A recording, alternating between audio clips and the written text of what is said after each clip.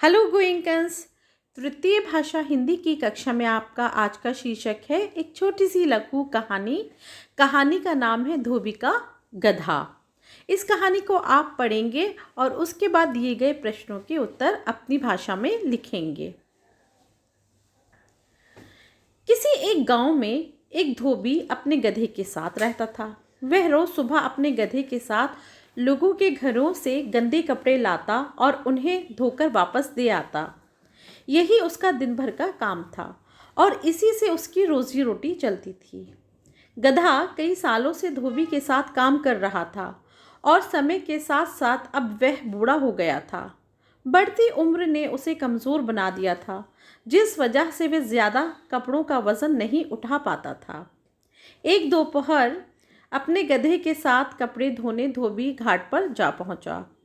धूप तेज थी और गर्मी की वजह से दोनों की हालत खराब हो रही थी। गर्मी के साथ साथ कपड़ों के अधिक वजन के कारण गधे को चलने में परेशानी हो रही थी।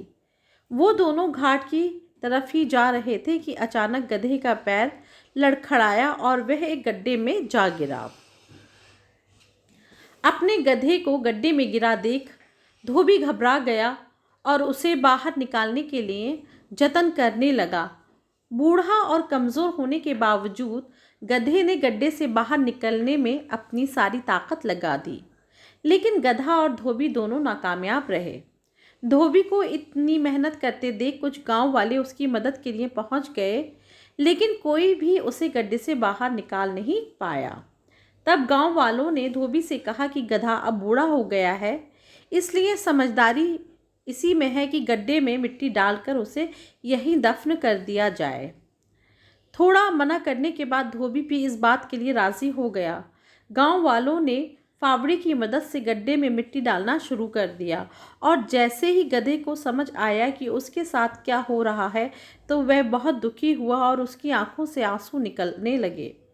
गधा कुछ देर चिल्लाया, लेकिन कुछ देर बाद वह चुप हो गया।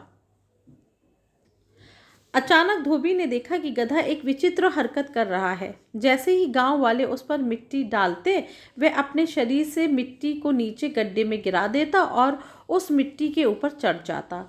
ऐसा लगातार करते रहने से गड्ढे में मिट्टी भरती रही और गधा उस पर चढ़ते हुए ऊपर आ गया।